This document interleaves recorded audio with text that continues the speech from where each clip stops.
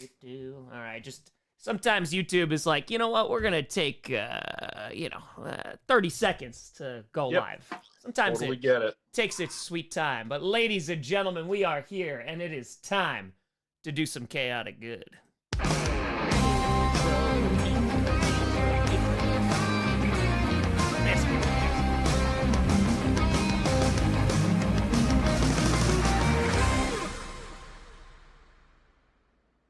Ladies and gentlemen, welcome to another episode of Chaotic Good Sports, and this is one that I have been looking forward to. And even though Comcast wants to separate us, keep us apart, we said nay, nay. And before we introduce our phenomenal guest, I want to do a big shout out and also talk about the charity that we are raising money for tonight. We are doing it for NFTE, which is the Network for Teaching Entrepreneurship. They're an awesome charity. They have a perfect rating on Charity Navigator. Highly recommend you go check them out. Basically, they go to under-resourced and students and communities and teach them entrepreneurial skills, which is phenomenal. Their entire operations budget is 100% covered by other donors, which means that 100% of all donations and 100% of all super chats go directly to the cause. And it being two educators, it is near and dear to our hearts. And so, with all of that being said, ladies and gentlemen, my guest today has over 430,000 YouTube subscribers, a high school social studies teacher, and, the NFL team could be a little bit better. But ladies and gentlemen, our guest, Mr. Terry. Skull! All right, well, we don't gotta do that. Also, I love how you came prepared. Skull! Oh, we're just gonna get it out of this avatar. We're just gonna get it out. Yep. Did you bring the horn? No, but Tom, I got a question for you. I have an answer for you. Okay. What does Napoleon and Aiden Hutchinson have in common? Oh, no. They're both bone apart.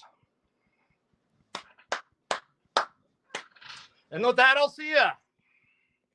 And with that, that's my time. And every Lions fan is just like, nope, we're out. Mr. I had to combine the history and a common enemy. If we are combining history already with football, this is going to be phenomenal. The chat is excited for this. I have been looking forward to this. We were going to do something in the off season because you do Risk with other YouTubers, and that sounded phenomenal. And I just have zero time, so I definitely want to do that. So I'm so glad that we can work this out. Thank you so much for taking the time to come on this. Very much looking forward to this episode. No, thanks for having me. Chat, hello. It's been fun to talk to you all in chat, giving you all crap about the Vikings and the Packers, but it's an honor. And it's so awesome that we're going to be helping out education today. That's it, baby. And Mr. Terry, even though we start a little bit late, we have raised over $620 already in the few minutes that we have been live, which is pretty damn wild. So I appreciate you, chat. 100% of super chats are going directly to them. This fundraiser will be open for another week. It'll be closing at the midnight on Monday. So with all that being said, I just want to dive right into this. Okay. And what you got? There's already so many parallels between us. History teachers, now YouTubers as well. I got to ask you the most important question, right? Because you've been doing YouTube.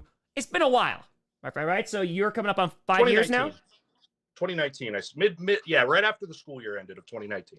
Yeah, so about 5 years. Yeah, absolutely. Yep. Stuff went super duper viral, like reacting to epic rap battles of history and Oversimplified. And I kind of just want to get into your story and your journey and talking about what pulled you in the direction of teaching. So we'll kind of save YouTube for the end or a little bit later. What pulled you into that? Because as you and I both know, you got to really love it to dive into the educational world. No, you're totally right. So I have had an innate love of history since I was a child. History, geography. I was little. My parents, they thought it was weird that, when I was little, maybe it wasn't weird, but I loved Where in the World is Carmen Sandiego? Yes. Remember the old actual game show? Like, that was fascinating to me, and I always wanted to be on that. And like, I was into it. And then 7th grade rolls around. I think I get my first history class, and I'm like, dude, this is amazing. Now, by the time I was a sophomore when I was like, I think history is going to be my thing. I think history is going to be my thing. I was getting pretty serious about that. And then the idea of teaching, of course, started to settle in with that, because you can't, and I tell people this all the time, they ask me advice about being a future teacher, is you can't go into teaching just because you like the subject. No. A lot do that and they burn out. They're gone in 3 years. Yep. Okay. And when I was about that age too, I loved talking about history. So it's like, hey, this teaching thing is going to be great. Now, there is another side part of it too. I love sports. And even when I was younger, like in high school, I loved coaching sports. And it all came together. I was interested in coaching basketball because I love basketball growing up. And it was just like, that was the path. And it's literally my dream job. It's not hard. I mean, it's not easy, but it has been my dream job. So it combined everything I like: talking about history, researching history, kids, sports, put it together. There we go. That's Mr. Terry. Did you have a teacher? Like, was there a teacher that kind of unlocked it for you, that goes, oh, either to inspire you to get into the field, or that's the kind of teacher that I would like to be or aspire to be? Sure. I think almost every person can say that of their teachers, they probably had a great history teacher at some point. And I think that's true, because history is easy to be excited about. And there's so many subjects we have in school that I feel like, how can you be that excited about teaching math? God, and maybe it's there's math. a few. It's always math. There's a few that can do it. So they always came across. I never had a history teacher that came across as they did not like history or they did not like teaching. Now, I had that innate part of me, but it was fun to see multiple teachers I had. Not one that was like, all right, I'm going to be a teacher because of it, but to see that type of excitement and be like, okay, that's what I want to do. I want to be able to go to work every day and do that. And that was it for me. And I feel what about you though? Like, I honestly want to know more. I want to know about yours too. Like, where'd that, like the teaching thing, like, is it a similar story? Did you have an inspirational teacher? 100%. Yeah. And just to bounce off what you just said too, I feel like what you're also describing is like that passion, right? And when you have that love and that passion for either the concentration, right, or for just teaching as a whole, that comes across with the best teachers. I always say that, when I'm teaching 9th grade global and it's the beginning of the year and I'm just meeting these students and I got to get them excited for slash and burn farming, right? Like that, it is 8 o'clock in the morning. I can't just sit up there and be like, chop down some trees and use the ashes. And the kids are going to fall asleep. They're not going to care about it. And so are you as a teacher. 100%, because I want to be interested. And that was also part of my job, that I found history interesting, right? But my job was to make them interested in it. If I couldn't get all the way there, they were at least going to learn all the skills that they needed to kind of get out of the classroom, and just be more productive students. But yeah, for me, I had an amazing history teacher my sophomore year of high school. His name was Mr. Egan. Shout out Mr. Egan. Yeah, Mr. Egan. Gotta love Mr. Egan. And he just came with an enthusiasm in history that I just haven't encountered before. Because I grew up growing up in New York. A lot of it, like, the early years are like New York history and stuff like that. A lot of US, and that's fine. It's just, I feel like there's only about like 300 years of history and there's only so much you can do. And it was a lot of like repetitive stuff year after year. And I was like, okay, whatever. And then I got to Global 10 and he would dress up, like he'd dress up in like all different outfits, and just the passion that he had for it was like, ooh, okay. Like that was the first time I really got interested in history. I liked English before that. I loved to write, did all that. And then when I was a sophomore in college, I came across a Professor Palinsar, who was the greatest professor I ever had. And the way that he taught history was something that I 1,000,000% wanted to model my teaching after. And he used a lot of fiction, but he used media to demonstrate like cultural and social changes. Like, so we read The Great Gatsby. After I read it in high school, we read The Great Gatsby after learning about World War I and looking at it through that historical lens of, oh, damn, like it made history so much more accessible And it just made me I took classes with him. I took summer school classes. I did not need to take summer school. I just wanted to take it with him. So those are the kind of teachers. That's amazing to see that from like college professors, because I honestly feel like there are way better high school teachers than our college teachers. Yeah. Those are the ones that, that are in it a lot for the content, but actually want to get into like good teaching. That's impressive. I feel like I only had a handful of those in college. So, but yes, that's great. Yeah, because you see a lot. It's like, so he was, because right, you got PhD, the whole 9 yards. Like, oh, we're writing books and essays and all that great stuff, and it becomes, like you said, about the content. He was supposed to write a book for 10 years, and he just never did. And like the college was like, you got to write this. He's like, okay, whatever. He's like, I'm not going to do it. I'm just going to continue to teach. He liked the teaching aspect. Yeah, exactly, because that's what it's about. Right. You know, and I want to, it's actually funny because that leads into a question I have for you. Yeah. Because I will never, ever forget this. So it was my senior year of college. I was in the midst of student teaching, and I ran into him after he was teaching a class, because I went into like one of his classes and sat in, because whenever he got to Bartleby, we always went crazy. He just ripped the class a new one, because he had the class write an essay about Bartleby, about would you save him? Okay. And nobody ever did, because it was, no, like, you're his employer and he's not doing the job, so you got to fire him. That's just what you got to do. And he just like ripped into the class and was like, where is your humanity? And it was great. It was an awesome, awesome lesson. So every single year, the new batch of students, they get destroyed. All right. So it's great. Prefer not to. So we were standing outside, and he was smoking a cigarette, and, I was pretty close to graduating and all that great stuff. And I had taken many classes with him. And he goes, I think you're going to be a really, really good teacher. He goes, I worry that you're going to care so much, it's going to burn you the hell out. And so I want to kind of get your thoughts on this, because you've been teaching for over a decade, yeah? Yep, started 2010. Okay, so 2010. So have you been in the same district school the entire time, or have you been moving around? Same school. I've loved my school. I haven't wanted to leave. So, yep, same place. That's rare. I got lucky. I got very lucky.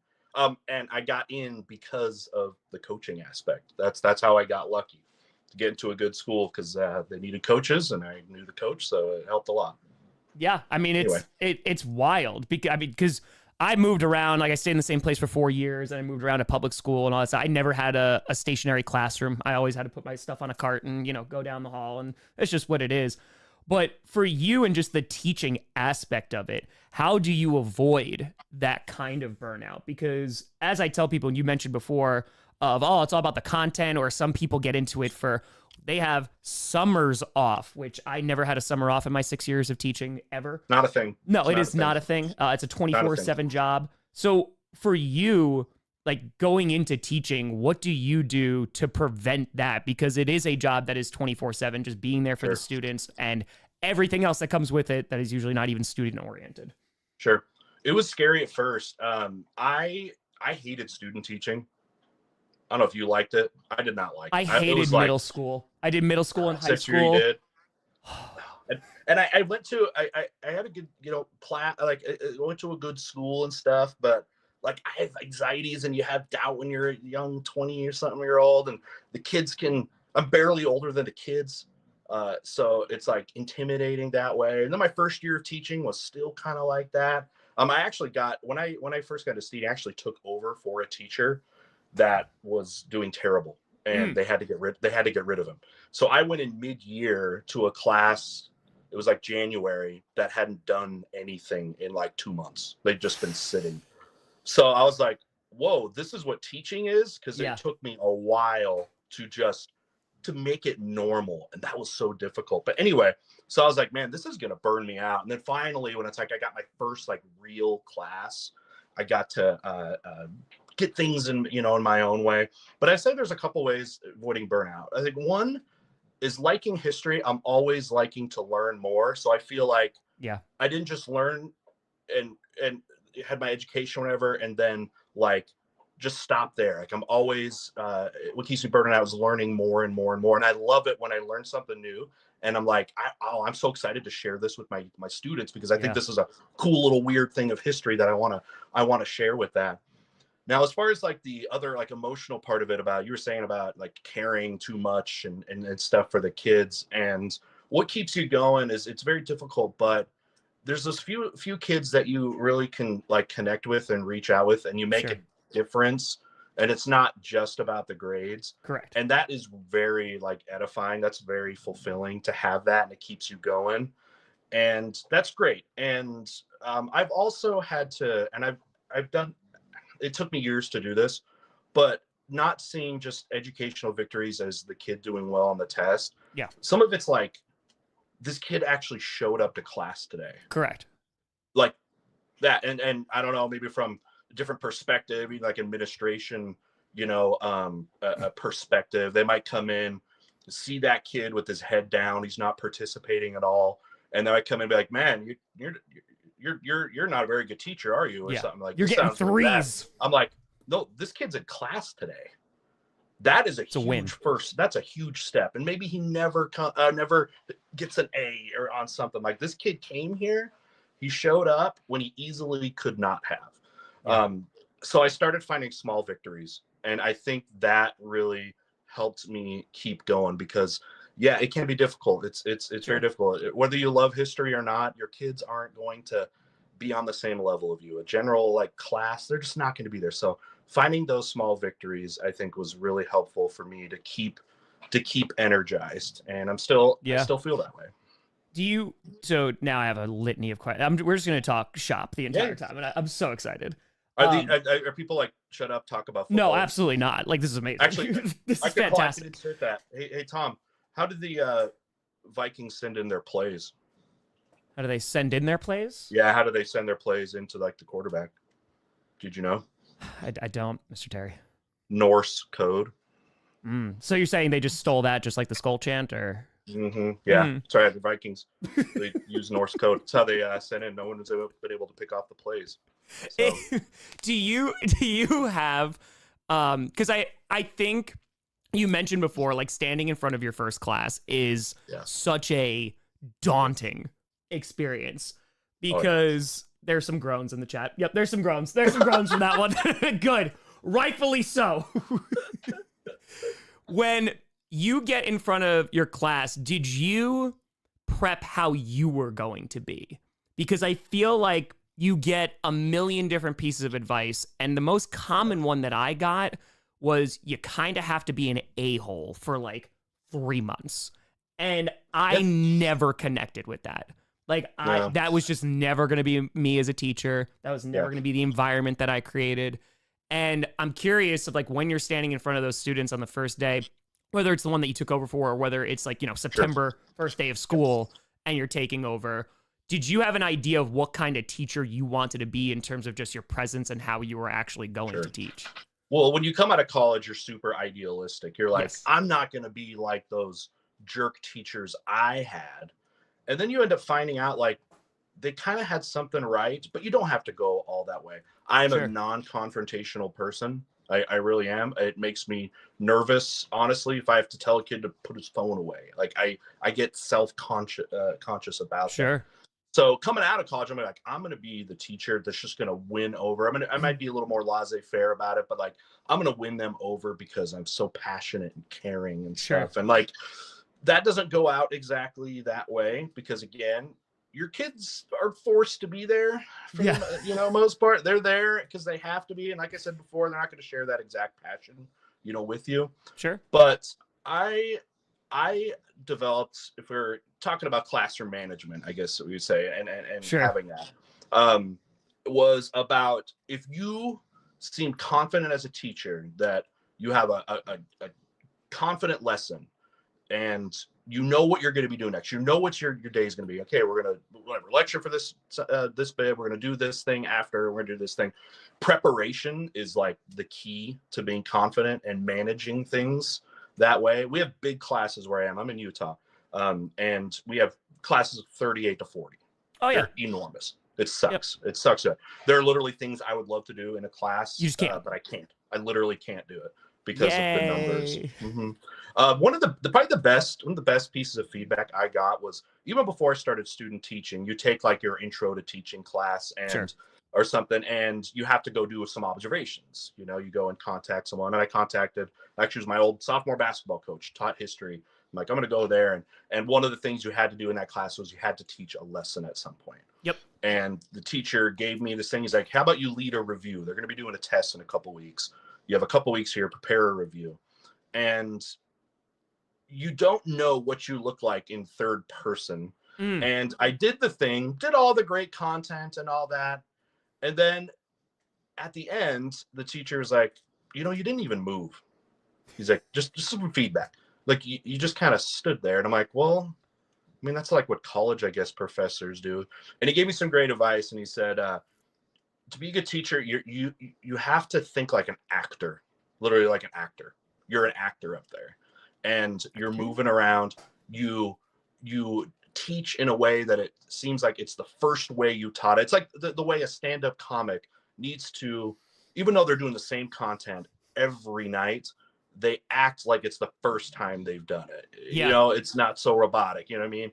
And so that gave me some confidence. And I feel like once I heard something like that and started looking at myself through the eyes of the students, I became a better teacher. Yeah. And that's things that just get better with time and experience. I mean, just in terms of comfortability, right? Oh, yeah. The first year is white knuckle, hold on for your hats, like do it. There was times where I'm a period ahead of the students, right? In which I'm like finishing up a lesson plan because I'm doing this at the same time, but that was the most important thing of just teaching. And it was nuts. And there's times where it's like, okay, like this is going to work out. This isn't. Once you kind of get your bearings a little bit and it becomes more about tweaking, right? And kind of just, okay, this went well last year, this didn't. But in the beginning, I mean, I'm speaking for myself, I had nothing. Like I was thrown out there and they're like, all right, here's your 5 sections of freshmen. You have over 100 kids. It's all Global 9. Have fun, right? Sure. And the first place I worked for the first while was like very hands-off admin because they didn't really know what they were doing. And hey, that's not a bad thing. That's not necessarily a bad thing. It's amazing when they leave you alone. It's great. I'd rather have that than the opposite. Yeah. Because again, I think my entire time teaching, and I'm not talking about my department chairs or anything. I'm talking about specifically like admin. I had one good principal my entire 6-year tenure that I taught. Right. And that does make a difference. And a good administrator can vary on whole different levels, right? They can be very hands-off and kind of trust the teachers or support them or what have you. But I think just like walking into that classroom the first time and recognizing like, okay, I'm now responsible for 35 little monsters, right? And I have to make sure that they stay alive and I have to try to like make them somewhat more educated people and try to be a better person afterwards. And I feel like with history, that was always my favorite part because you have the content, which I'm passionate about, but it was teaching students how to write. It was teaching students how to critically think. It was teaching students how to look at sources and go, this is bias. This is the tone here. This is this. And now them going forward, utilizing those skills and literally just being better people. Like I said, like it was never my job to advertise what my opinion was ever. It was more of just, hey, if you have this opinion, how are you backing that up? Because that's real world, right? Do you find that it's like a 50-50 split for you in terms of content and skills? Yeah.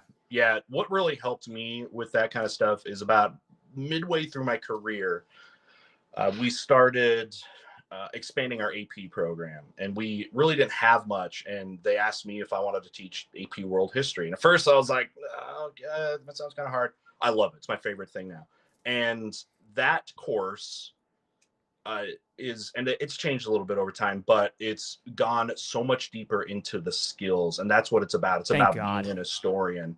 And I'm so glad for it. And I've tried to lead a little bit in my department of that, of like, this is what we should be doing for all the classes. This is not just a college level thing. Like kids need to read these documents and form like opinions and I guess, arguments and like support your beliefs, whatever it is. And that's the skill that we should be taking away. And I feel that's so important. The content is a way to communicate that, but a more skills-based approach I think is really important. I do think we're getting there. I feel like within the last 5 years, I don't know if you saw it in the last little bit, Yeah.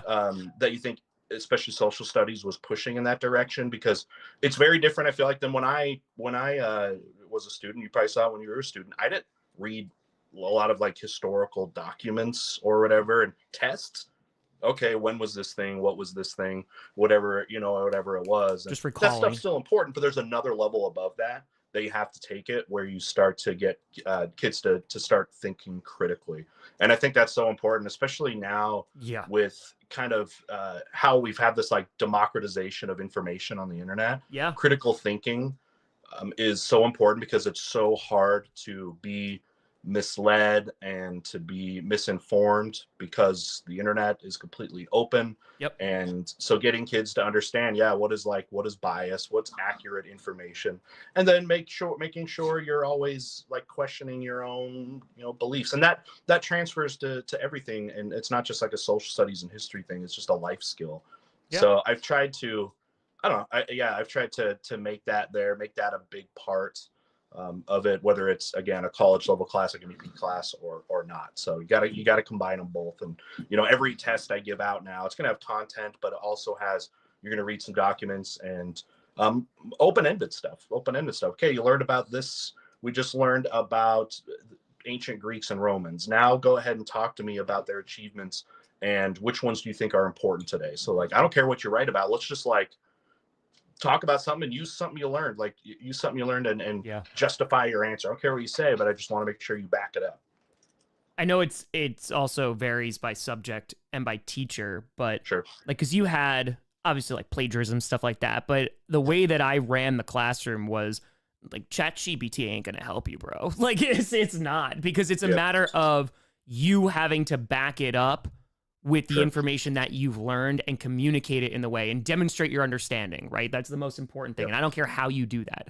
There's certain things when it comes to, if we're talking about College Board and like the AP exam, it definitely moved away, because I remember I taught AP Euro. So back in the day, like those tests were very like fact recall of like, what year did this happen? Boom, boom, boom, boom, boom. 100 multiple choice questions, right? Like, exactly, right? And it was miserable. Thankfully, by the time I got into it, it was starting to already go towards a little bit more skill-based and like critical thinking, which was perfect because I taught my kids how to write. And I feel like just those being able to teach students how to communicate their understanding is not just such a great historical skill. Like that is something that's going to follow them way beyond the classroom, right? Because I had a student, an example I always use, student who like did not get the best grades, not the best writer, but was passionate about the subject, really nice kid. And we were talking about the French Revolution. This is when you ask which one. And we were talking about people care about, the first one. Exactly. And she made a dress, like from scratch. She made a Marie Antoinette dress on one side, and on the other half of the mannequin, it was like the tattered clothes that she was executed in. And I go, that kid understands. Like, that's it. That kid they showed understands it a different way. And I feel like that's the best part of teaching, man. It's great. The AI thing is so interesting because I'm living in the midst of it, and I'm using it actually as a tool. And one thing I've now stopped doing is the classic research paper. It's gone. You don't need to. You don't got to do that. But like, forming arguments, and I'm trying to turn more to some hands-on approach. It's fine in AP because like you don't really do like research papers as much as it's DBQ documents. DBQs, 7 documents. And you're going to form a thesis based off of this prompt. That's fine. It was just the other kids. I always did, research paper, do a 5-page paper on this thing. And it's like, dude, that can be made up with no like knowledge at all. But now getting like more hands-on. Actually today, for example, today was they had a Middle Ages project due. And I'm trying to do more of this hands-on stuff where it's like, hey, you pick something you think would be cool, anything related to the Middle Ages. And you're gonna write like I want you to do like a 1-page thing on why is it important, this and that. But then I just want you to make something. I said I just make a visual thing. I don't care what it is. You can do a poster, whatever, or go build something. And the kids today was the due date. They brought them in, and I had like 3 kids build castles because they were researching castles. Amazing. So fun. Some kids did knights, and like they made helmets. And then I was like, artist, you go make something. This girl brought in this amazing a painting today that she did. It was like a plague doctor. And so trying to do more of that stuff, because like going and finding the knowledge, going and finding information is so easy now. Again, you got AI and those things, but like something hands-on that they'll connect with, trying to convert a little bit more to that in this new kind of AI world. And that's something I'm trying to push. I'm trying to get better at and do more of, is adding choice, but then hands-on creativity. So yeah, because I think it's right. The way that I always looked at teaching is not every student is going to be the best writer. Not every student is going to be the best test taker, right? But if they can demonstrate that understanding and I allow them the freedom to do so, and of course, like, just because the world that we live in of standardized testing and all that great stuff, they need to learn skills so they can write an essay, so they can take a multiple choice test, all well and good, and that's fine, and we did that. But when we had like that openness of allowing students to say, hey, I'm not going to write you an essay, I'm going to make you something. I had students do raps over, they took literally karaoke versions and they wrote entire raps. They did this for AP. They did this for the general. Like we did this for Greek philosophers. They did it for, I think it was period 2 or 3 in AP Euro. And literally during the AP Euro exam, like the kids were singing it to themselves because they're like, okay, because it's like jam-packed with info. And the way that I knew that we were going to get along immediately is because when I was looking into the channel and all that great stuff, so you did a bracket. And back in the day, so this was 2017, with my AP Euro students, and I eventually moved on to my general students as well, at the end of the year, there were so many names in their head, right? There were so many time periods, all this great stuff. So I took 64 names. We would put out on the whiteboard. We made a bracket, and they had to go matchup by matchup to tell me who was the most influential person. And there was no wrong answer. But they needed to justify it every single step of the way. And so because of that, they crushed their essays. Because they're like, okay, here's why it's Napoleon. Here's why it's Isaac Newton. Here's why, etc. And that's you were forced really, to make an argument. Yeah, that's just making an argument and backing it up. And so they had a chock full of stuff. So like, what gives you like those kind of ideas? Yeah. And have you gotten ideas from stuff that you've done, whether it's your channel or outside, that you've brought into the classroom that really just enhances the content? Yeah. Well, the best thing to do is learn from other teachers. I don't know. I mean, it depends on the school. We do these peer leadership communities, PLC stuff, where if you're familiar with that, it's a lot of it's about comparing data, making common assessments across like these, with different teachers. Like, hey, let's figure out what our essential standards are. These are the things that have to be taught. Let's work together and we'll make assessments. And we did this for years, and it felt like spinning in the mud, and it felt like, okay, that was great and all, but like, there's got to be something more. And I remember kind of pushing for this. A couple of us, when we were we have like team leads. We have like we have a pretty big department, but like we have our department leader, but then we have like team leads. It'd be like, okay, the world history people, the U.S. history people. And I remember in like the world history people, we had been together for years, and we're like, we just sit here and talk data and all this. Look, we've done that so much. Let's talk about good lessons each one of us have done. And holy crap, like you could forget, like everybody does these amazing things. So other teachers have inspired me more than anything. And I'm like, holy crap, these people were really good. This should have been what we've been talking about all along, and not jumping through all these other like hoops and things that you do as a teacher for the administration and licensure. It's like, let's talk about really good ideas. And like I say, I've a couple teachers that are just incredible and so creative, and they're doing, that's World War I, and they're like, we're going to learn about trench warfare. So here's what we're going to do.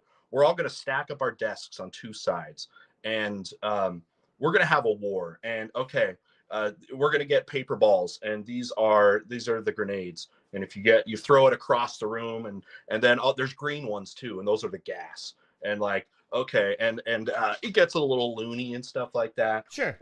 But like, it's the stuff that kids remember, and there's these cool things. We're doing Hammurabi's code, the code of Hammurabi. Yep. And like, this teacher comes in and say, oh, here's what I do. We make people's court. And literally people score. We bring in the music, you know what I mean? Yeah. And okay, we're gonna have a mock trial, and with the people's court style, and it's super fun. So like getting ideas from other teachers, of course, is out there. And I hope, if there's any teachers or future teachers, if any of you want to go into teaching, advocate for more time in your with your administrators. You do so many meetings and crap much PD. It's so much, PD. And it's like, I've never been to like a PD that has been better than sitting around with my colleagues. Correct. And talking about, okay, what works well. Okay, we have this data. Your kids did really well on this thing on Athenian democracy. Okay, cool. But like, okay, what did you do? Like, did you do something different? Okay, great. And getting into, and this is a post-COVID thing, by the way. Yeah. I feel like a thing I wanted to do after COVID was make school more fun. Make it more fun. The kids were traumatized from that. They hated it. And okay, not to say like we're going to take it less serious, but let's make it more fun. And there's stuff and lessons and things that I've done that may not have had all that much academic value. And maybe I lost control of the class, but like that kid wanted, those kids are going to want to be here, and they're going to take away something. Let's be honest. Kids are going to forget most of the things that you teach them. Sure. Especially, it's just gonna happen. But like, how did it make them feel? How did it inspire them? What will they remember? So there's just so many of those ideas and that are out there. We just have to let teachers do their thing. They're good. They're creative. So that's been the most inspiring thing, is other really good teachers.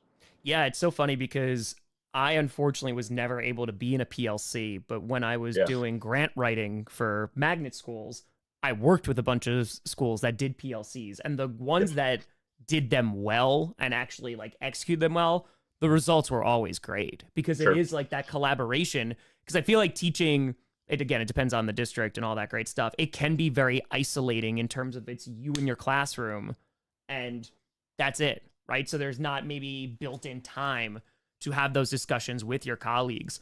I mean, the first year I taught just all freshmen, like I said. And so at that point, we established a rapport and everything like that. But it was exactly like you said. These are freshman students. It's their first time in high school. There needs to be an element of like kinetic, like get up and move, kind of do something. Sure. So like the bubonic plague, I loved teaching every single year, because we read a primary source. Did we read the primary source first? I don't know if we did it first or we did it second. I think we did it first. And it talks about the paranoia within like all these towns and villages, because it's like, oh my God, you're sick. And you have mothers like abandoning children. You have brothers abandoning each other, and like this separation. And this was pre-COVID, of course. So there was not, after COVID, this might have been a lot easier for them to comprehend. But pre-COVID, so what I had them do to simulate that, because make that primary source come to life, is I handed them all index cards. And I said, all right, there's 4 of you that are infected. So you cannot show your card to anybody else, but you can vote people out. If you vote out people 3 times, the 3 unaffected people, right? So they're completely healthy, the whole class gets infected. Go. And watching like very few guidelines, and it was pandemonium in which they are you had the kids who were the quietest kids go up to other ones and they're like, are you infected? And like yelling at them. And I was like, okay, we're not yelling. They're just like, they're lying. They're turning red. And because they're like trying to hold on to all these little things as to why it could be. And then usually it turns out, they weren't infected at all. And that was what got them to understand that primary source afterwards, of going, now imagine that, but people are dying, right? And just dropping. And like, that's the kind of stuff you and I talk about in terms of history. It's so relatable because it's just people. Like once you stop, in my opinion, I think one of the big problems in how I was taught growing up is these historical figures are so like idolized and glorified. I hate that. And that's all well and good. That's fine. But at the end of the day, it's really difficult for an 8th grader, a 9th grader to relate to that.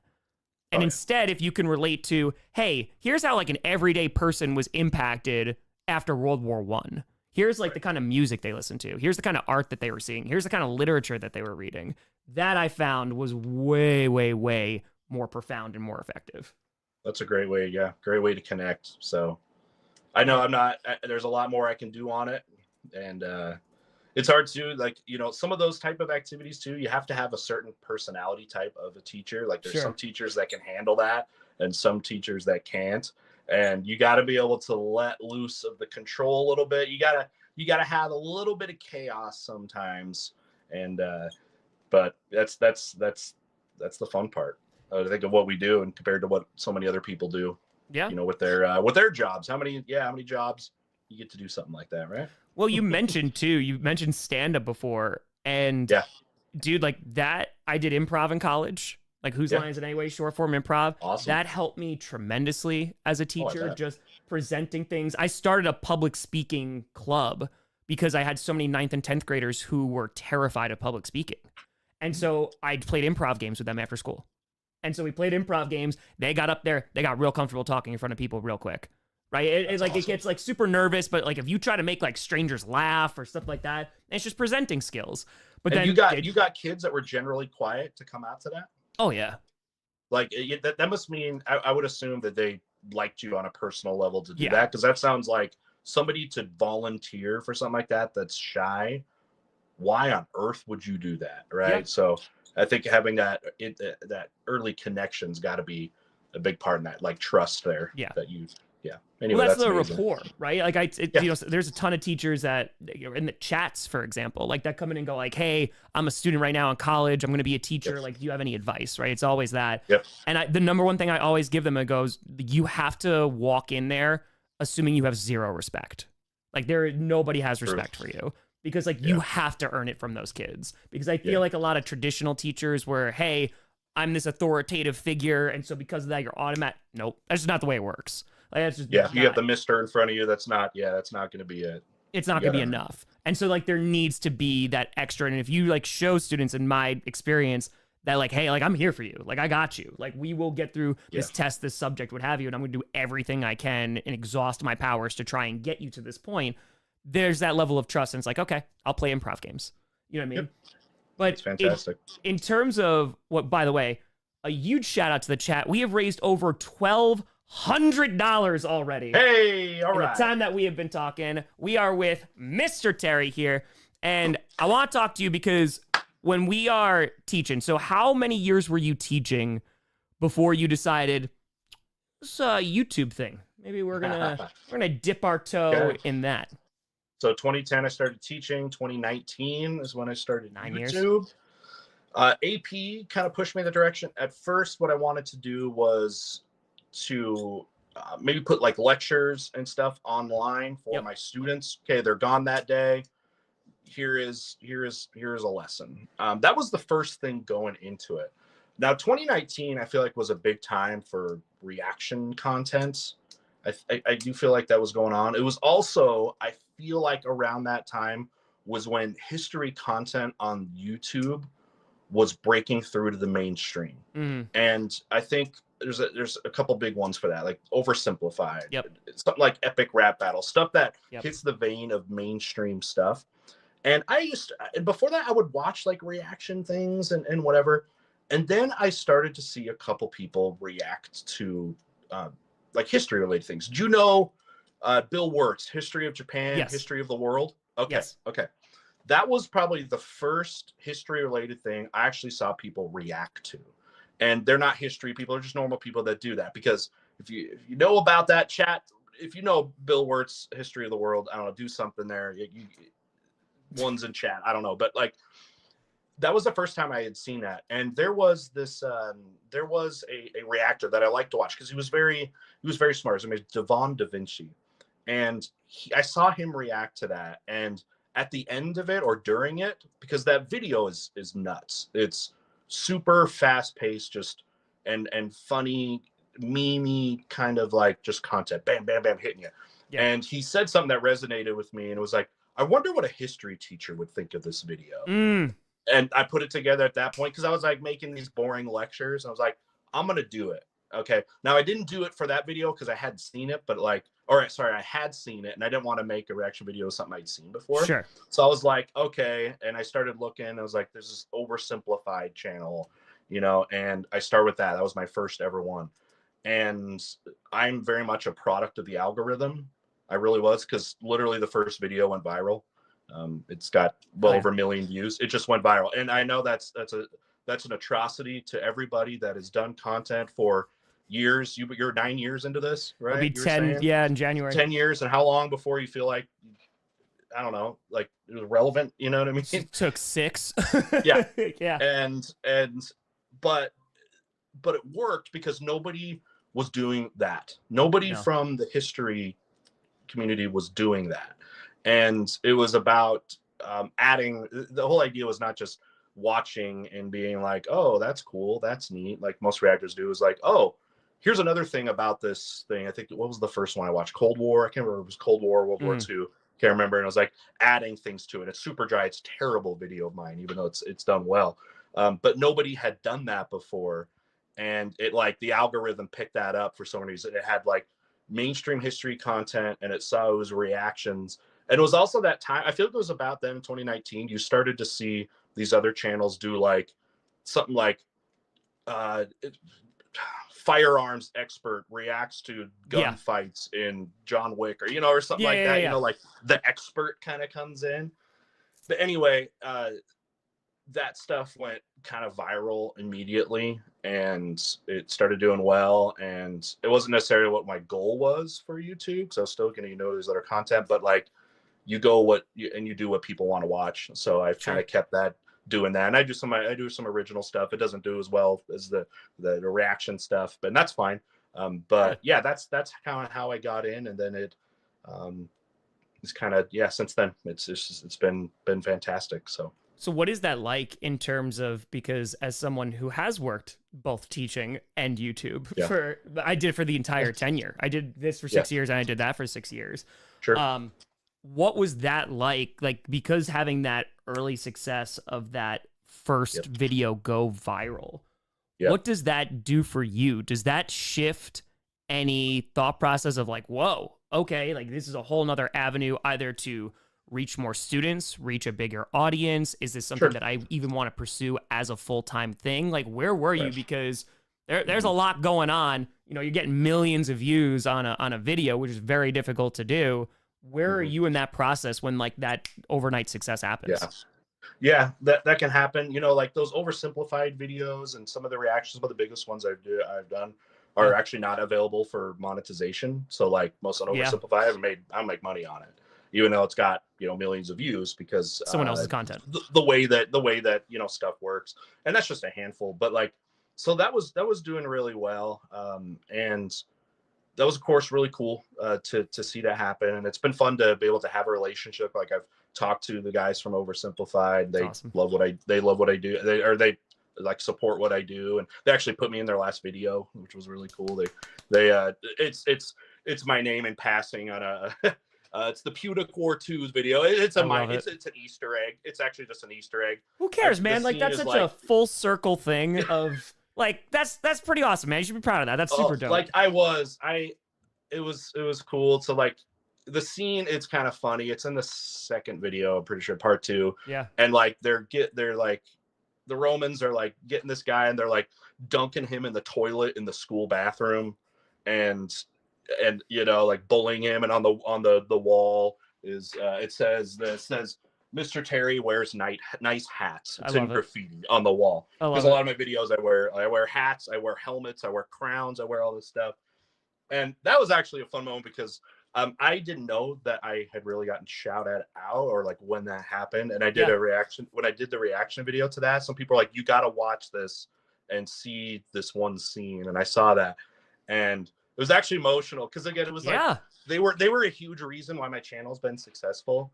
And to be honest, I like kind of cried on stream. It was like this big full circle thing, because it had been such a big impact on my life. And even that reaction video, people love that. And just because they saw some vulnerability in that. And it was just like a cool little moment to see that happen. But as far as like the future of it, I never thought of that for a long time. Maybe when I first thought of it as like the first sponsor, like a World of Warships came out and was like, Sure. we'll do this. And that was really cool. But again, some of the difficult things about YouTube, and you would know this, is how inconsistent it is. Sure. And you're a lot more consistent now, but I'm sure it was a long time, or it was a long period of time where you couldn't predict what was going to happen. You could predict what was necessarily going to do well, and what monetization is like. That's still a nebulous thing that YouTube does not clarify about. Sure. Ads, and I hate, and it's hard to do that.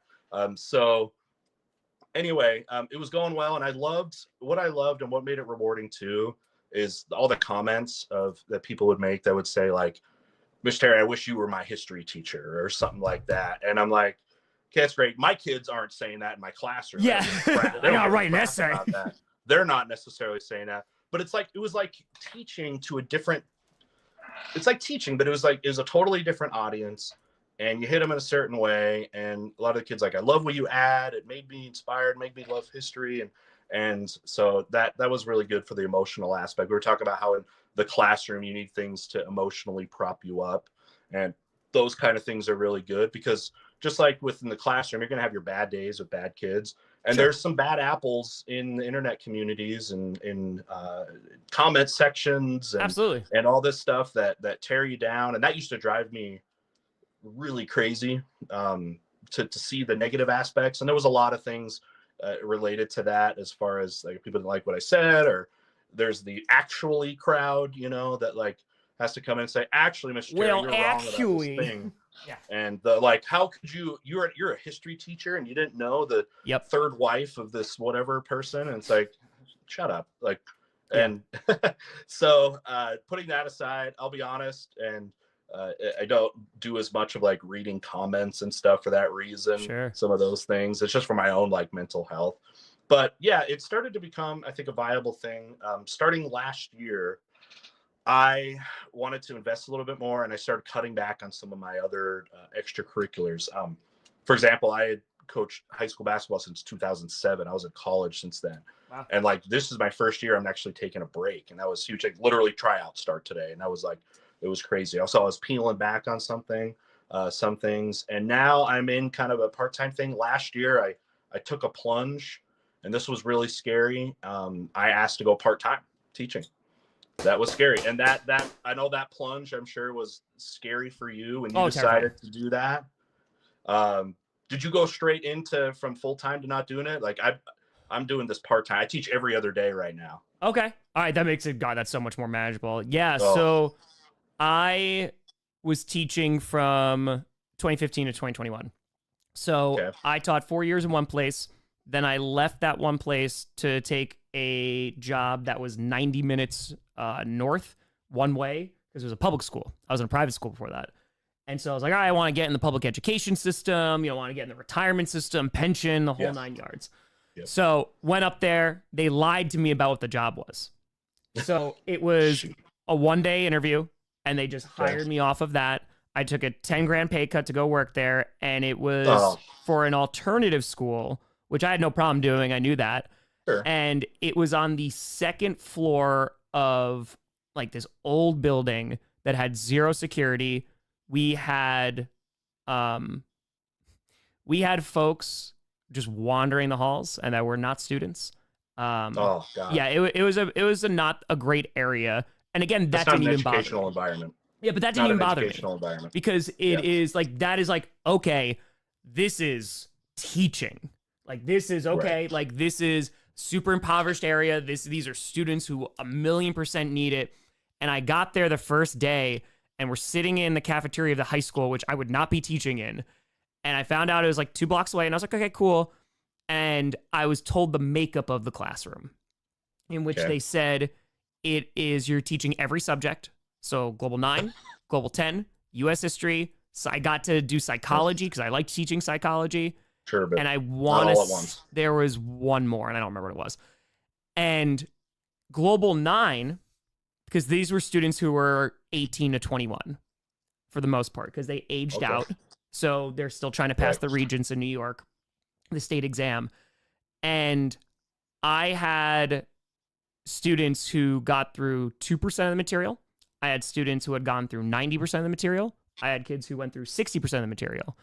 And it was expected that I met them where they were because they would have an opportunity to take the January regents. And if they passed, they're gone. Right? Okay. So I said, okay, so how do I teach? Because if there are 25, 30 kids in there and they're all at different levels in terms of where they are within the curriculum, I can't teach a whole class, right? Yeah. And the teacher came out and said, well, you just hand them packets. And I looked at her and I was like, what do you mean? They're like, yeah, we just hand out packets, you know, and if they have any questions, that's it. And that's what we do there. Yep. And I don't want to say arrogant enough, but maybe arrogant enough of going, I'm not doing that. There's no shot. Yeah. So like, what no, I'm going to do that's not teaching. Is I'm going to teach. Yeah. So I get there day one. Nobody has a notebook. Super impoverished area. So I go to the other teachers and I go, hey, do we have notebooks lying around anywhere? No, they won't take notes. Cool. Go to CVS, buy them all Just notebooks. assume. Buy them all. I literally stood in front of class. I was like, hey, if I buy you notebooks, like, are you going to take notes? Good chunk said yes. I said, okay, let's go buy notebooks. Bought them notebooks, hand them notebooks. Great. And I actively tried because it was global. So it was global, 9 and 10 in like one section. So I had kids learn about the French Revolution while I was teaching others slash and burn farming. And I could not make it work the way that it was set up. I was like, I can't teach. And everyone there was like, just hand and pack it. And I was like, I can't do that. So I went to the principal and I was like, hey, like, this is not the position that you told me it was. You know, it's just not, it's not teaching. And he's like, all right, so you quitting? And I was like, I would like to leave. Yeah. And he goes, all right, well, if you leave before a month's notice, we're coming after your teaching certification. Oh my God. They go, we're gonna follow that to the book, to the letter. And I was like, cool. They hired someone about 2.5 weeks later. They left before the day was over and they quit. So I had to stick it out there for another month, 90-minute commute one way every single day. And this was in 2019. So I was sick every day going to work. Like, it sucked. I did the very best I could to reach every single student. There were some great students there. I gave them all the resources and materials that I could in the month that I was there. And I was like, okay, I'm going to leave. And I'll try YouTube. I tell the story every time. So I was doing it for 2015 and 2018. I made $200 doing this. And nobody was watching. And in 2019, I started in August of 2019 making content 5 days a week, and I have not missed a day since August 2019. And I was like, all right, I'm going to quit. I'm going to leave, and I'm going to try to do YouTube. I did not make enough money. And so I was like, all right, I'll become a permanent sub. So I'm sitting here with 4 years of teaching, a master's degree, and I was making $125 a day. And I was being a permanent sub. And I was like, well, I got to go into school every single day. I don't get to teach. And I literally can't pay my bills. So what are we doing out here? So that's when I took a leave replacement job. It's 45 minutes away from November to April. And that's how I taught US history for a bit. And then COVID hit. So then once COVID hit, it was the first time. Then Jordan Love got drafted. That went viral.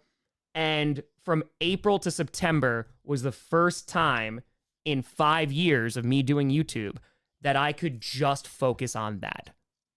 Just for a few months. And I cranked out so much content because I was just home. And it came to a point where I wasn't making money that could pay bills yet. But I turned around and said, okay, I think I could once the football season starts, because we do have an off season. Like the summer months are barren. And I said, okay, but what if the NFL gets canceled? Like, what if COVID cancels the NFL? Because that was a thought back then. You know, the NBA, they were doing their bubble. We didn't know how it was going to impact sports. And I said, well, if I don't go back to teaching and then they cancel the NFL season, well, then I'm screwed. So I took another job. It was during COVID. So this is the 2020 to 2021. And it was miserable. COVID years sucked. It sucked because I taught 4 sections of seniors. I didn't know what 90% of my kids looked like until they graduated in June Because you're new to the school too. You never even really met them. Yeah. Brand new to the school. They had their cameras off because it was virtual and we could not make them turn it on.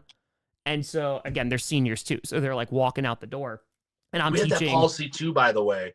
It was that they couldn't turn it on. Yep. They thought people would be apprehensive about their like home, like, Yep. oh, that kid lives in a dump, you know what I mean? I totally forgot about that. But I had students though that, and like I always felt for my students, because that's why you get into this, because my students, they became also like primary caretakers of their younger siblings, because while their 6-year-old brother or sister was taking elementary virtual school, like they had to make sure and monitor them, that they were doing what they were supposed to do. They're going to pay attention to my class, right? So there was a lot of challenges there, and it wasn't teaching, right? Like similar to what I had in 2019, it was very difficult to teach freshmen, the majority of them who were at home, because I had one section of freshmen, teaching them how to write when they're not even in front of me, right? Yeah. So it was about a couple months into that school year, I said, okay, the last day is June 25th, 2021.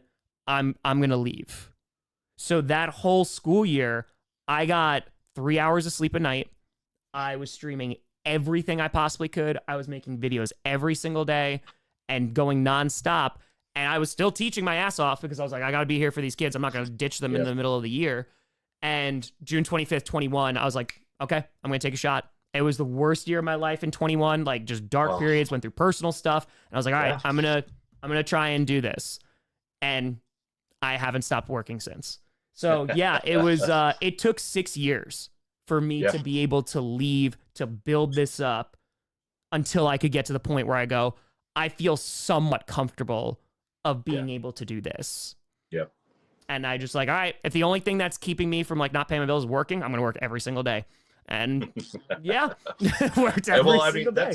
That's such a bigger plunge you had to take than I did. So was last year, 2022. So it was 3-4 years where I was doing way too much. I was doing a lot. I was, of course, teaching full time. I was doing YouTube stuff every day. I was coaching 2 sports at that time. I was coaching soccer and basketball, and I was doing great financially, the most I ever made, because I had YouTube money was great. It was going well at that time. My teaching money was great. I'm like, God, but I'm anxious and I'm getting worn out and that. And I'm like, okay, the plunge that I was going to take is like, okay, I'm going to see if I can take this pay cut. I'm trading money for time. I'm going to trade money for time. My school, thank them for when I said, hey, you think I could teach part-time, and I was really nervous about that, because then like you saw and said before, the things you worry about too isn't just necessarily like the money. It's like, okay, my benefits, my retirement, that's going to be really hard to deal with. And for the most part, like our benefits are pretty good, at least where I'm in. They're comparatively speaking, like for teaching, like teaching benefits are pretty good.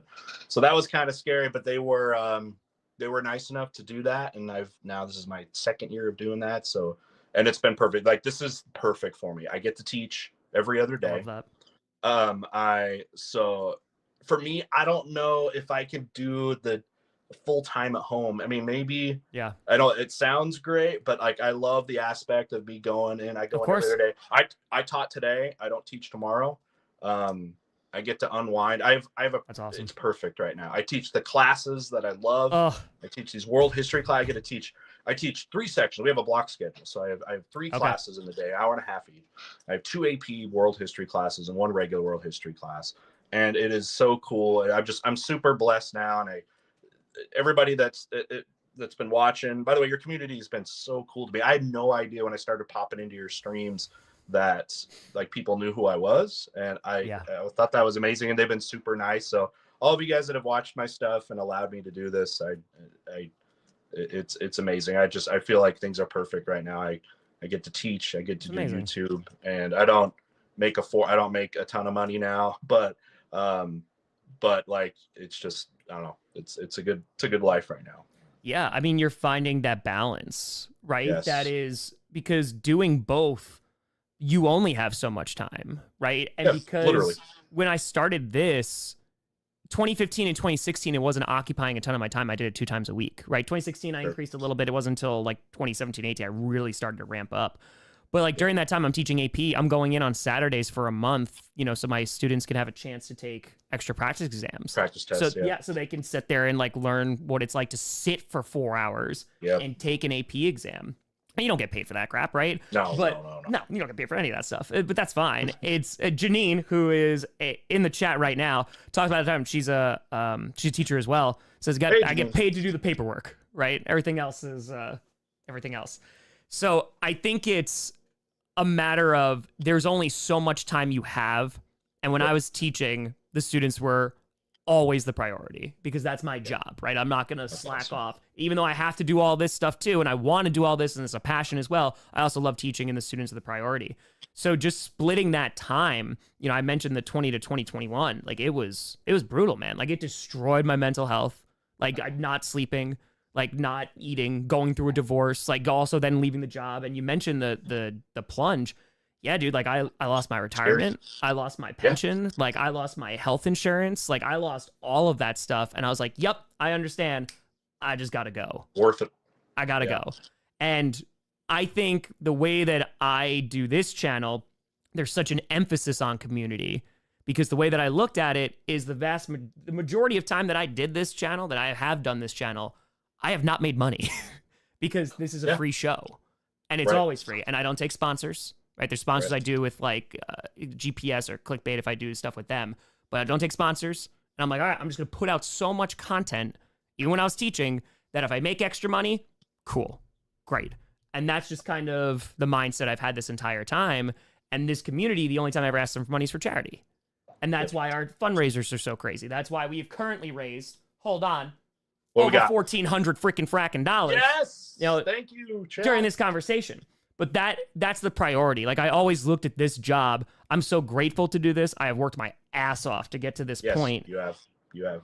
But it's a matter of if I fail, it's because I didn't work hard enough. I could always just work harder, right? Yeah. So like I always look at like, yeah, would it be nice for a company to come and be like, here's $10 million, Tom, so you never have to worry about your retirement. But that's just not the way the world works. And so instead, like every single day, I don't know how much I'm gonna make. All right, I love what I do.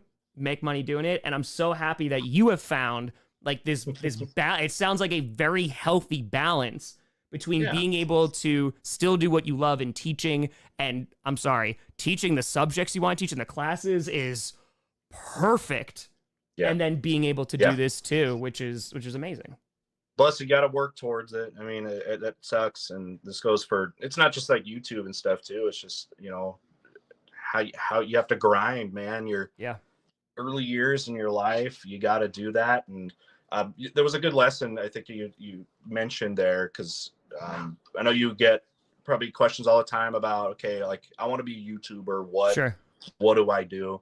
And first off, like you were saying, you were doing, you know, the stuff before you started making it because it was fun, right? It was fun. You didn't have necessarily the expectation that it was going to become like a full-time thing. But like, that's how you have to start. You don't go in, especially starting, thinking you're going to be a millionaire. You know what I mean? That's not going to be, you do it because it's fun. Correct. And then as you get going, you invest and stuff. But that plunge that like both you and I took, you took a much bigger one. Mine was far more gradual, and just because I was lucky to do that, because you had a much crappier situation. I was in a good spot. I had great teaching, right? My school's great. I'd be fine doing that forever. You know what I mean? But you have to, it's a slow process, and you got to be very calculated. But the biggest thing, like you said, was hard work. You were investing so much, you know, time, but it was at a cost. Like you said, it was at a great cost with your health and that. So there's no easy path. There's no easy path. No, I mean, I say it all the time. Sam just said you do it because you love it. That's it. I love my team. I love talking about football, and now I'm so grateful. But the question I want to ask you, especially just in your position, when you make that decision to go part-time, is there guilt there? Because I faced a lot of guilt. I faced a ton of guilt leaving teaching. I know Tell you me obviously first are still able to, so. Tell me first what kind of you mean, like what guilt did you feel? And I'll tell you if I felt something similar. But Yeah, so obviously with you being able to do it part-time, there's a difference. yeah, But I felt guilty because I was prioritizing myself, in which like my okay, mental health was shot. I was just in a very, very bad place. And I was like, okay, I'm going to go do something that I'm very passionate about and that I love, that I've built now for 6 years. And I'm going to leave students. You know, I was waited until the end of the year and stuff. But yeah, the amount of guilt that I had leaving students and not teaching. And I took a lot of pride in my teaching. I really enjoyed teaching. I like to think I was pretty damn good at it. And leaving it to do YouTube sounded just like well, that's selfish. a really douchey thing to do. You think you're like, no, I not at all. I don't think so. I'm I don't so glad know. you didn't. I didn't. No, I didn't. In fact, and I bet nobody told you that you should feel that way, right? Oh no. Like, well, you know what I mean? There's I random would assume, comments, like, you know, but yeah. I mean, but like, okay, you're the other teachers or like Oh no. admin, family, like from people you Well- care about. Like well- there's no outside pressure saying you should feel bad about this, right? Do you think?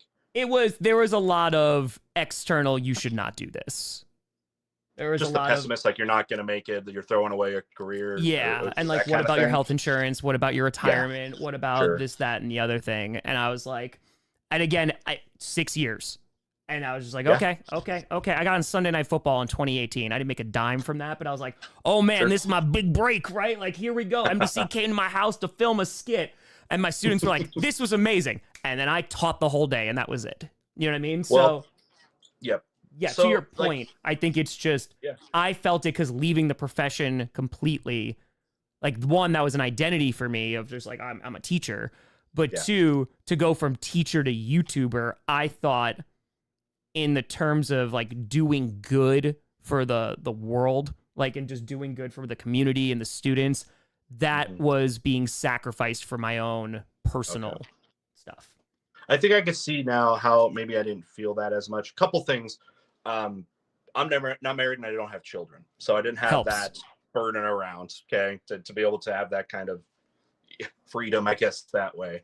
Yeah. My like loved ones around me, the people I would consult, siblings, parents, and stuff like that, they thought it was amazing. They loved it. They thought it was great. I love And that.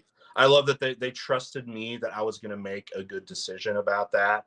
I'm pretty frugal as a person, but like Yeah. when they said, you know, I didn't have anybody in my life that was trying to put the brakes on or do that. They're like, you know, you're doing great. And if it makes you happy and That's do all awesome. that, they trusted that I made those decisions right.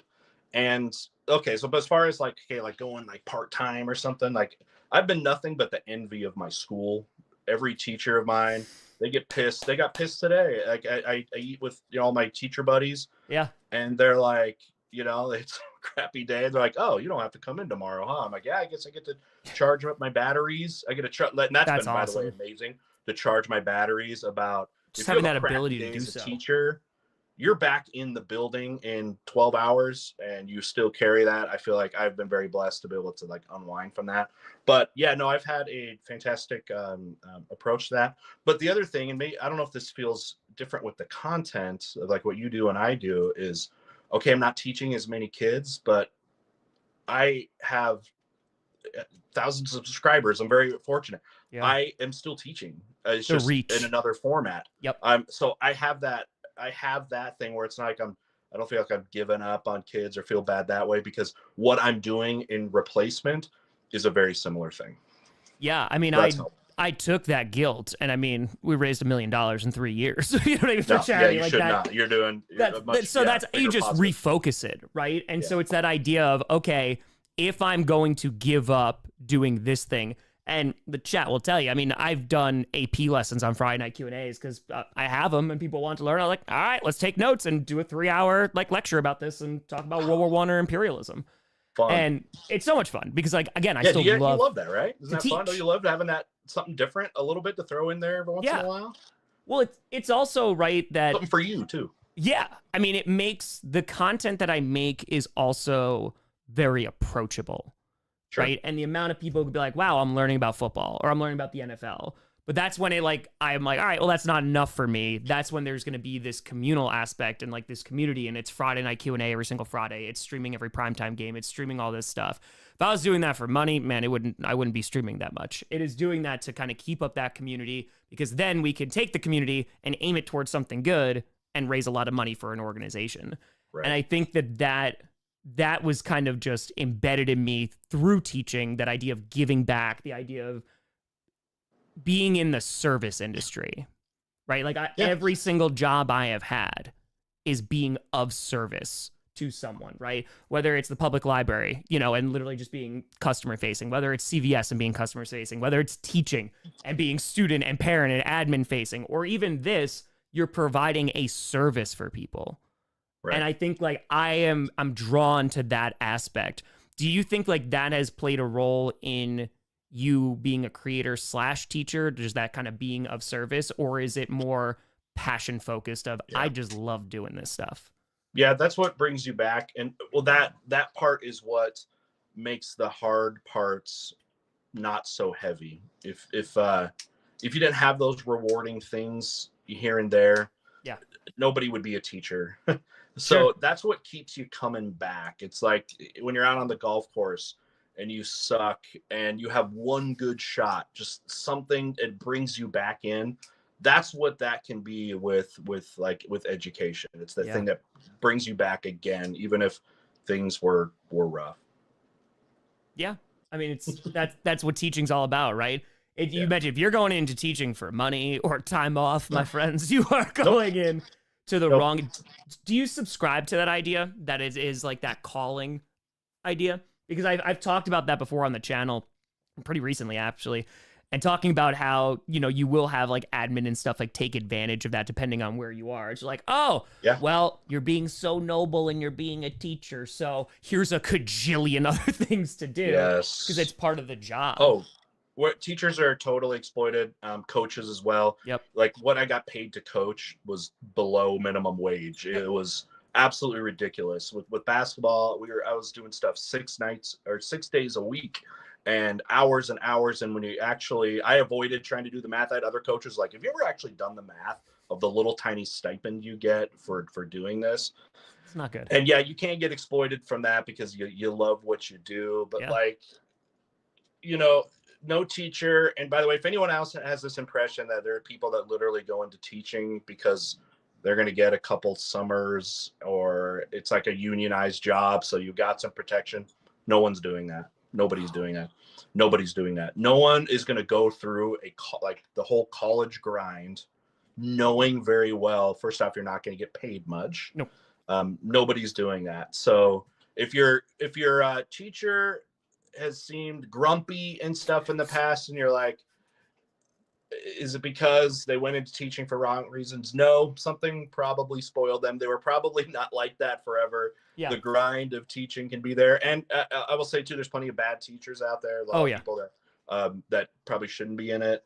There are people that should have left a long time ago. Sometimes, you can get stuck because you're like, I got to get my retirement. So there's like people do that. I don't want to get that wrong. There's plenty of bad ones out there, but it's the exception more than anything. So I mean, we all knew going in, we weren't going to make a lot, but hopefully that it's fine. We've planned our lives in a way that we are going to live modest, but I tell you what, though, I have plenty of friends and family members and stuff that like make more money than me, and they all still envy me.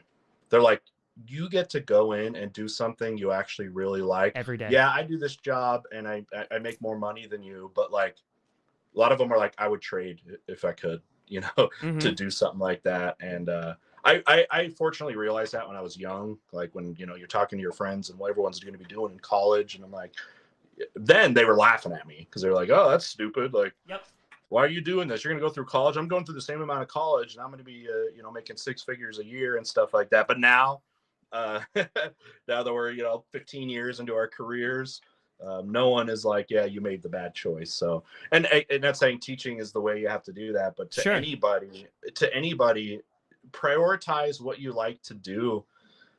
We spend so much time of our lives working. Yes. We spend so much time of our life working. We spend half of our waking hours at least doing that. And unfortunately, a lot of people spend too much time doing things they hate. And I think that's a shame. So Yeah, find 100%. your whatever that thing is. And I hope there's a way that it can be something that can sustain for you and your family, but Yeah. prioritize that, because again, we spend too much of our time doing things we don't like, and it doesn't always have to be that way. Someone asked that literally last night they're like, Tom, like I want to do what you're doing. You know, like what's your advice? YouTube, yeah. And it's just like, just find something. And you don't have to monetize it. Right. Because I think Right. there's also this push to you find a hobby and you monetize it so you can make extra money doing it. And it's like, no, sometimes there is just like a hobby just to bring you peace, like just to bring you happiness, just to bring you joy. And especially like today and talking about burnout and all that great stuff, if you can't find that, like it makes things bleak. Like there has to be something to look forward to, of something of like, hey, I can decompress, I can unwind, etc. Yeah, man, it's awesome just to see where you have gone throughout your career. And I am curious if you do have an answer of what do you see kind of the future looking like? Does it move more towards this space? Or are you kind of just in this happy medium, which it seems where you are, that you're kind of just like taking it year by year and saying, all right, like, let's just see how things ride out because this is a great ride. Yeah, it's a mix of that. Again, I'd be happy doing what I'm doing right now forever. But I also know things don't last. Like I peaked very much in those first 2 to 3 years. I am not nearly as popular when it comes to views and stuff like that than I was before. And it's because, your demographics change. You always have to be wanting to try something new. Otherwise, your audience is going to pass you into the next thing. So what I'm trying to do is I have that base platform. People love the commentary stuff that I do, but also trying to innovate more new ideas. Like again, coming on here doing podcasts and other types of events. I have, and I know I bet you have this thing too. I have a huge list of things I would love to try. Oh, sure. I would love to try, and there's not enough time in the day. But then you also have to be like, hey, well, I have to like take time away from this other thing that's doing well to try this thing that may or may not work. And I have plenty of those ideas. What now I'm in a good position to be able to do now that I've come peeled back a little bit of my obligations is I feel like I have more opportunity now to try new things. In fact, you'd be perfect for one of my ideas that I'm working on with someone. It's history game show with YouTubers. It's literally a game show where we're going to do a Jeopardy. I'm going to be bringing in YouTubers and I'm going to invite all my history related YouTube people and like just fun stuff like that. And we go and we have fun and make a game show out of it. You know, that's like one of my next ideas. So I love it. And I do have to ask before I let you go. And we have raised over $1,500 tonight. Appreciate the hell out of you folks. If you're tuning into this late or you're tuning into this not live, this fundraiser will stay open for at least until the end of Monday night next week. 100% of all super chats go directly to the cause, and this organization is sponsored by other donors, so all organizational costs are already taken care of, so 100% of all the proceeds go directly to the cause, which is teaching entrepreneurial skills to underserved students. When it comes to Mr. Terry, and it comes to teaching history, what's the one subject? Like, what's the one topic? I know it's a very like, oh, what's your favorite thing to teach? But it is like, what is the one aspect of history, piece of history that you are just so passionate about? If someone lets you talk for 3 hours, you're going. That's a great question because I get that asked all the time. And first off, I'm no expert on any one thing, and that's by design. That's by design. I'd rather know a little bit about a lot of things than a lot about a very small handful of things. It's why world history is perfect for me. But in answering your question, I think the best stuff like that is, first off, something that I think you can get kids excited about that they don't necessarily know a lot of. Okay. And I'll narrow it down to two, and then I'll gun to my head pick. Okay. So the two that I love to do, we'll talk about the Mongol Empire and Genghis Khan. Let's go. Okay? All right. Because the dude is, his story is so wild, and Yes. the brutality and all that, the Yes. kids will find fascinating. And when I go and tell them, hey, 1 out of 200 of you are related to Genghis Khan, And then the and go ahead question and of use your why, and you're like, imagination for what that was about, yeah, and the weird stuff about him. So it's like something that kids didn't know about, and they're like, holy crap, like that was so fascinating. And it's amazing because I'll have kids that are I only teach, because I teach world history in my school, that's sophomores. I okay, teach all sophomores. yep, And then I'll hear from another teacher and that's teaching seniors, and like, hey, this one kid keeps talking about the Mongols like 2 years after. It's like they said that's the thing they yep. remember is like the weird like Mongol stories you told. So okay, that's one. I love teaching World War One and as well. Are you okay? World War One more than World War Two? Are you one of those guys? It's more fascinating. Mr. Terry, my favorite, and I mean favorite time in history is post World War One. I love talking about Okay. World War One every day of the week. Every Okay. day. If I could just teach a World War One class, I would be the happiest person ever. Okay, so I'm glad you said that, because there's the people the people that claim they're history people, and you're like, oh, Sure. do you like history? And they're like, yeah, I love World War II. I'm like, okay, cool, bro. Like that's what everybody says. That's Yeah. like the merit service.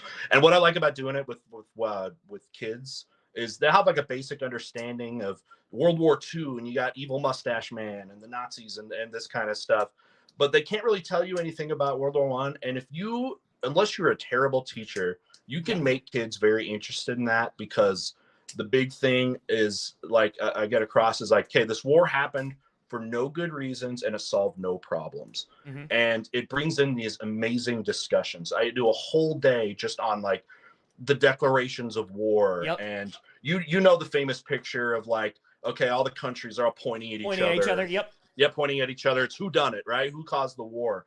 And I love, okay, at the beginning of class, I show that, and everybody's pointing to each other, all these countries. And I said, by the end of the class, my goal for you is to explain why everybody is pointing at each other. And you can come at the end of that discussion and be like, okay, well, who's to blame for World War One? And all of a sudden kids can talk about, oh, the Austrians, that was so stupid what they were doing with the ultimatum. Well, the Serbians should have done, the Russians should have done that. And it's something that like kids can discuss, and they can be like, wow, that was wild. And those two are like my favorite to do that, because you can get the kids interested in something that they probably didn't think about before, and it's easy to do that, and that's the most rewarding thing, and that's the fun thing. So those are the two. Do I have to pick between the two if we're going to one? You're teaching one thing, that's it. Gosh, I could teach World War One easily, like you said. I could do a semester on it. Sure. Like I could do a semester on it. That would be easier to do. It might be a little harder to teach the Mongol Empire for a whole year. Sure. So it'd be easier to do that. But I do feel like Genghis is so memorable. I don't have as many kids where I talk about as a senior that may remember, okay, the declarations of war of World War One. They thought that was cool then, but not as many are telling their teachers when they're seniors 2 years after having me about weird random Genghis Khan facts. So I'll have to go with that. That's very fair. Yeah, no, it's World War One is such a culmination too, because especially teaching like AP Euro and then even just Global too, it is such a culmination of what you've learned of even back like your own pre-industrial revolution, and just the steps that are taken towards that in imperialism and rise of nationalism and unification, which is like presented in such a positive light of like, oh, Italian unification, this is great. Like German unification, this is great. And then like flips it on its head.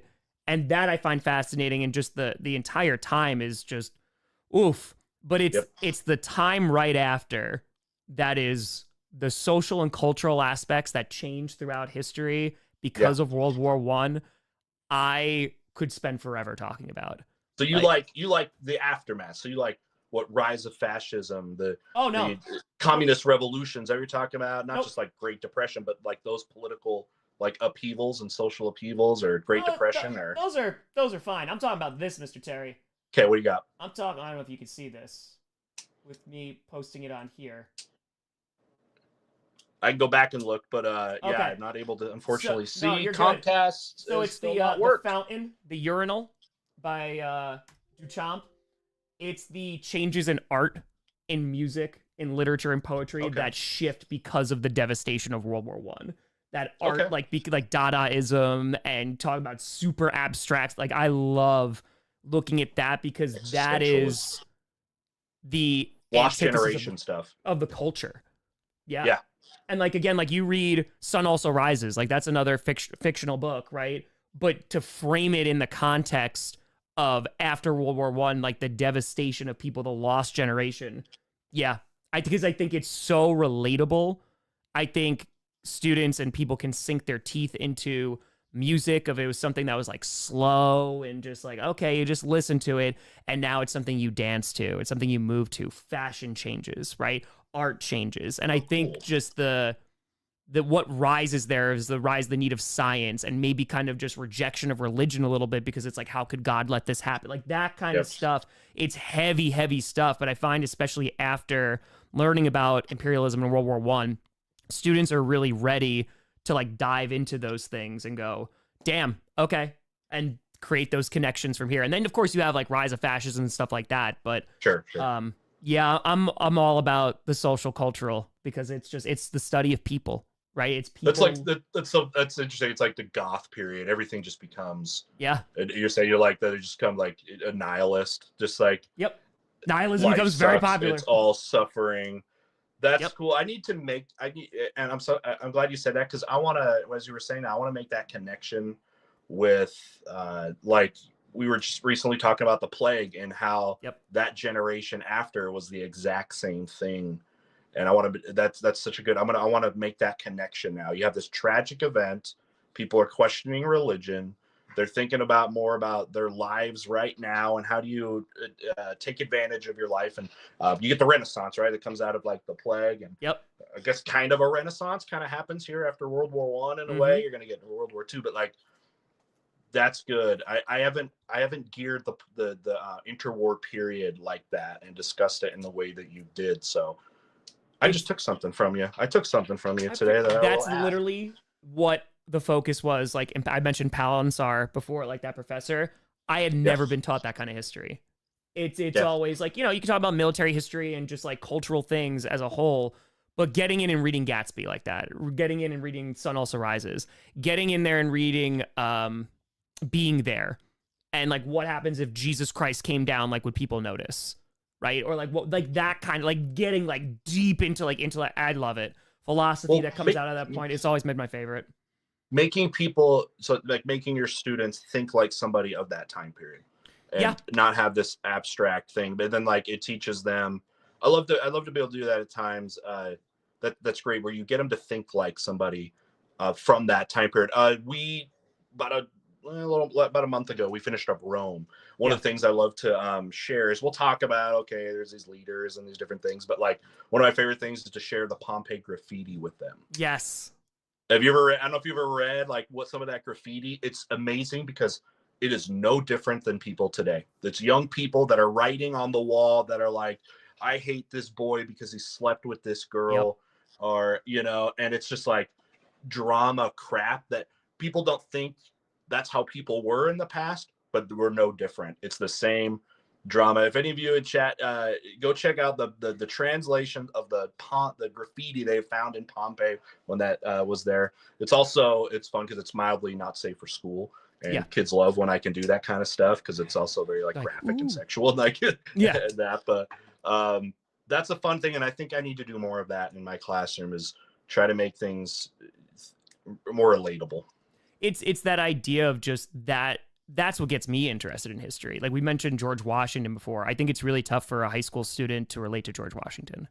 Of course. I think it's really difficult because they've spent, I'm talking obviously about the States, but they've learned their entire lives that this person's up here, right? Yes. That's all well and good, but at the end of the day, it's tough to connect with that person. Okay, what do I have in common with George Washington? And if you could, and it's not even a reduction, but it is to make it relatable. Like, you're looking at the farewell address, or if you are just taking a random person in that time period, why would they support a person like that? Why would they potentially be against a person like that? Because then it's, oh, wait a minute.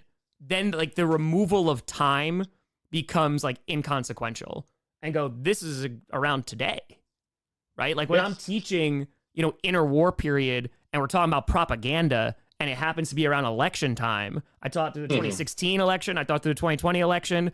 And that was a huge part. They're like, wait a minute, like I saw this before, right? And it's not new, but then it kind of starts to, light bulb. This is There's where nothing this is more from. rewarding than seeing that light bulb go off. It's the best for thing. somebody. It's the best thing. That's the warm fuzzies. That's it, baby. That's it. Mr. Terry, yes. I appreciate the heck out of you for taking the time to come on here, help raise some money for a great organization. Yes. We, right now, at the end of this, we are at $1,540 freaking dollars. We had a goal of $1,000, so we passed right by there. Mr. Terry, where can the people find you and all the things that you do? Yep. Mr. Terry History. So again, you probably see me in chat, but if you just type that in, that's where I do the most. I do a little bit of social media. You can find me on Twitter. It's not as much, but yeah, I'll try to, I do that. Mr. Terry History, pretty much on everything. You can find me. I have a gaming channel I sometimes stream on it's on YouTube, Mr. Terry Gaming. You can find me on Twitch, Mr. Terry History, but the big one, Mr. Terry History on YouTube. Love to see you guys around there. Come over if you want to ever talk with me about history or education. Go to my channel. I have Discord server. I'm very active there. My Discord server. I love to talk to people. If you ever want to talk again, history, education, you want to talk Vikings, you know, whatever it is, I'm there. So love to see you. Love to see you all more. All right, listen, first of all, link is in the chat. Go check out Mr. Terry. Make sure you subscribe. Show him some love. Thank you. Second thing, one of these days during the off season, we'll bring you in. We'll teach each other a lesson or two of like our favorite lesson. I'll tell you all about Dadaism and urinals and art, and we'll rock out. Let's do it. Let's teach the folks. Let's go. Okay. But folks, appreciate the hell out of you. Thank you so much for always supporting this. Go show some love to Mr. Terry. A huge thank you to him for his time. I'm Tom Grossi, that Mr. Terry. And as always, go Pack Go. Vikings suck forever.